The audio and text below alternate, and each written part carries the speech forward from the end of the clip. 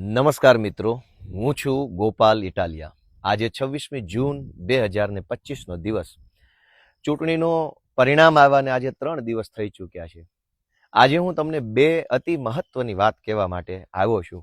જોકે મને માંડ એટલો સમય મળ્યો છે કે હું આ વિડીયો બનાવીને તમને મારી વાત કહી શકું, કેમ કે હજારો લોકોની લાગણી છે, પ્રેમ છે, એટલો બધો અંદરથી માણસને ઉમળકો છે કે દરેક વ્યક્તિ મને મળવા ઈચ્છે છે, મને રામ રામ કરવા ઈચ્છે છે, મારી હારે ફોન ઉપર વાત કરવા ઈચ્છે છે, ફોટો પડાવવા ઈચ્છે છે, હજારો લોકો. અને એક બાજુ હું સતત લોકોથી ઘેરાયેલો છું. તો આજે બે મહત્વની વાતમાંથી પહેલી વાત કે દોસ્તો, આ છેલ્લા 3 દિવસમાં મારો ફોન હેંગ થઈ ગયો, સતત હેંગ. રાત્રે 12 વાગ્યા સુધી 1 વાગ્યા સુધી ફોન આવે, પછી સવારમાં વહેલા ફોન ચાલુ થાય. આખા ગુજરાતમાં આમ આદમી પાર્ટીના કાર્યકર્તા તો હોય જ, વ્યક્તિગત રીતે ગોપાલને પસંદ કરતા સમર્થકો તો હોય જ, આમ જનતા કે જેને ખરેખર આ ચૂંટણીના પરિણામથી જેની અંદર એક આત્મવિશ્વાસ વધ્યો છે, જેની અંદર હિંમત આવી છે, જેની એક આશા વધી છે, કરોડો લોકોને એવું લાગે છે કે ગોપાલ ઇટાલિયાને હું રૂબરૂમાં કે ફોનમાં કે મેસેજમાં શુભેચ્છા પાઠવું. પણ મિત્રો, મારી હાલત એવી થઈ છે કે આટલા બધા ફોન હું ઉઠાવી જ શકતો નથી, કેમ કે હું જ્યાં ઊભો હોઉં ત્યાં પણ માણસો મારી સામે બેઠા હોય, ઊભા હોય. હું એની હારે વાત કરતો હોઉં તો એ 10 મિનિટ હું કોઈ લોકોના ટોળા વચ્ચે ઊભો હોઉં તો એ 10 મિનિટમાં મારા મોબાઈલમાં પાછા 5-7 બીજા ફોન આવી ગયા હોય. તો મારી પહેલી વાત દોસ્તો એવી છે કે આ છેલ્લા 3 દિવસમાં હું તમને આંકડો કહીશ તો વિશ્વાસ નહીં આવે, પણ તો પણ હું કહું છું કે 10 થી 12 હજાર કરતાં પણ વધુ સાદા ફોન, વોટ્સએપ કોલ, ઇન્સ્ટાગ્રામની અંદર ફોન, ફેસબુકની અંદર ફોન, ઇન્સ્ટાગ્રામ, ફેસબુક, ટ્વિટર અને વોટ્સએપના મેસેજ અને SMS. દોસ્તો, કોઈ હાલત જ નથી કે હું બધાને ફોન ઉપાડીને કે મેસેજનો રિપ્લાય કરી શકું. એટલી હદે લોકો મને લાગણી અને પ્રેમ વ્યક્ત કરી રહ્યા છે. એ બદલ ગુજરાતભરના લોકોનો હું ખૂબ ખૂબ આભારી છું. બધાનો હું આભાર વ્યક્ત કરું છું અને બધાની એ વાતની માફી માંગુ છું. બધારે હું ફોન ઉપર વાત કરી જ નથી શક્યો, કેમ કે એટલા ફોન આવે છે કે એટલા ફોન આવે છે કે હું શું કહું. મારી હારે જે 2-5 મિત્રો રહે છે અત્યારે, એ જોઈ રહ્યા છે સતત કે કેટલી લાગણી અને કેટલો પ્રેમ લોકો આપી રહ્યા છે. તો પહેલા તો મારી બધાને એક વિનંતી છે કે જેણે મને ફોન કર્યો હોય, જેણે મને SMS કર્યો, વોટ્સએપ કર્યું, ફેસબુક કર્યું અને જેને હું રિપ્લાય નથી આપી શક્યો, જેની હારે હું વાત નથી કરી શક્યો, એ બધાનો હું આભારી માનું છું અને ક્ષમા યાચના કે હું તમારી હારે અત્યારે વાત નથી કરી શક્યો. પણ તમે બધાએ જેણે લાગણી વ્યક્ત કરી, એ બધાની લાગણીને, બધાના પ્રેમને, બધાના આત્મામાંથી નીકળેલા સ્નેહને હું મારા માથે ચડાવું છું. હું તમારા બધાનો આભાર વ્યક્ત કરું છું. અનેક મિત્રો તો એવા છે કે જેણે 5-5, 10-10 વખત ફોન કર્યા હશે, અને કેમ કે એવું વિચારે કે પહેલી વાર કર્યો કામમાં હશે તો નહીં ઉપાડ્યો, બીજી વાર કર્યો, 5મી વાર કર્યો. પણ મિત્રો, એટલા ફોન આવે છે, 10-12 હજાર ઇન્કમિંગ ફોન વોટ્સએપમાં અને નોર્મલ મેસેજમાં 3-4 દિવસમાં. તો એ શક્ય નથી કે બધાને યારે હું અત્યારે ચર્ચા કરી શકું, બધાને હું આભાર વ્યક્ત કરી શકું. એટલે હું આ જાહેર આભાર વ્યક્ત કરું છું. મારાથી તમારે યારે વાત ન થઈ હોય તો દરગુજર કરજો. અને બધાને મારી વિનંતી છે કે હવે તમારી લાગણી મારા સુધી પહોંચી ગઈ છે. બસ તમે આશીર્વાદ આપો, અને જ્યારે હું તમારા વિસ્તારમાં, તમારા પંથકમાં, તમારા ગામમાં જ્યારે હું આવું, અથવા અમારી પાર્ટીના કાર્યકર્તા હોય એને મળીને તમે આભાર માની લેજો ને એને સપોર્ટ આપજો. એ બહુ વધારે ઉપયોગી બનશે અમને બધાને. બીજી મહત્વની બાબત સાથી મિત્રો, કે અત્યાર સુધી સૌથી પહેલા મારી શરૂઆત એક આંદોલનકારી તરીકે થઈ, ત્યાર પછી એક એક્ટિવિસ્ટ તરીકે, એક સામાજિક કાર્યકર્તા તરીકેનો થોડોક સમય ગયો. ત્યાર પછી હું આમ આદમી પાર્ટીના એક હોદ્દેદાર તરીકેનો સમય ગયો. ત્યાર પછી હું પ્રદેશના મુખ્ય આગેવાન તરીકેનો સમય ગયો. મારા જીવનમાં અનેક તબક્કાઓ આવ્યા, જેમાં હું સરકારી નોકરિયાતથી લઈ પ્રદેશના પ્રમુખ સુધીનો અનેક તબક્કાઓ આવ્યા.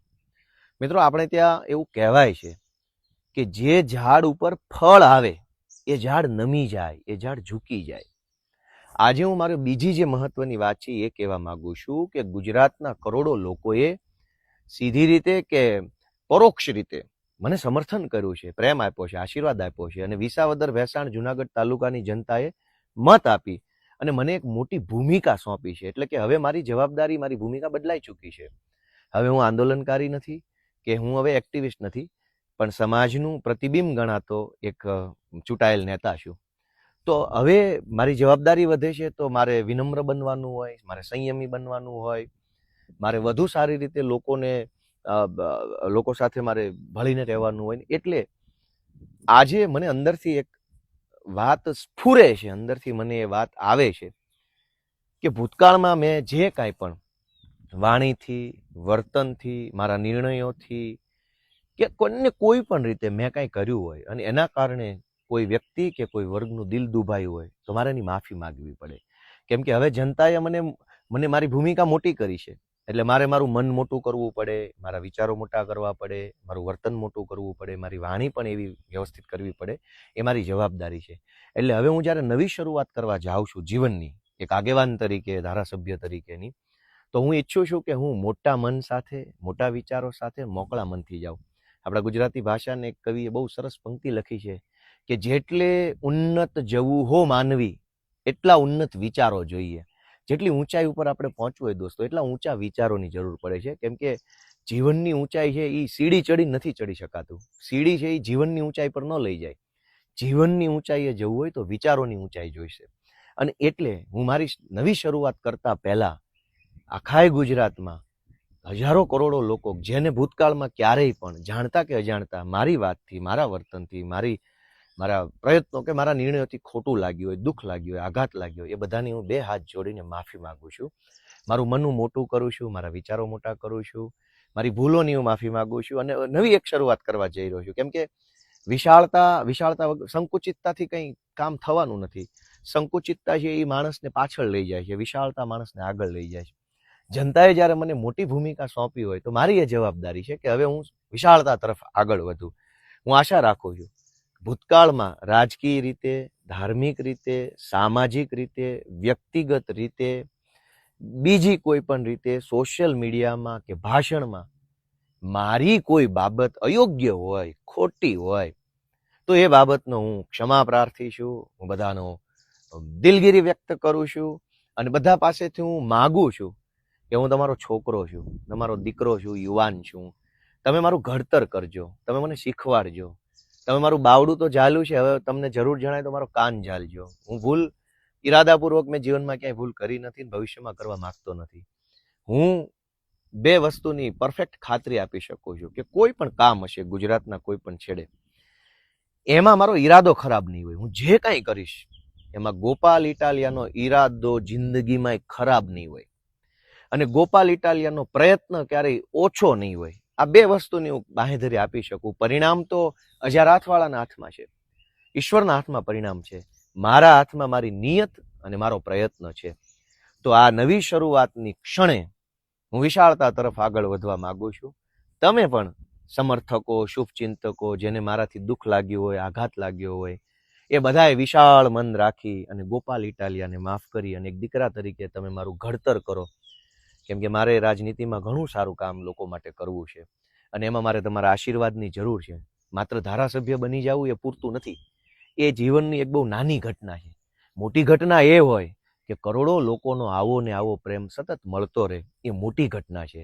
અને એટલે હું ગુજરાતભરના લોકો પાસેથી, વિસાવદર, ભેંસાણ, જુનાગઢ તાલુકાના લોકો પાસેથી, આમ જનતા પાસેથી, સોશિયલ મીડિયામાં રહેલા સાથીઓ પાસેથી આશા રાખું છું કે મને તમે આશીર્વાદ આપો, મારું ઘડતર કરો, મને તમે શીખવાડો, મને તમે માર્ગદર્શન આપો, મને તમે સલાહ સૂચન આપો અને તમારે જેવો નેતા જોઈએ છે, તમારે જેવો આગેવાન જોઈએ એવો બનાવવાની કોશિશ કરો. મને એવો બનવામાં રસ છે.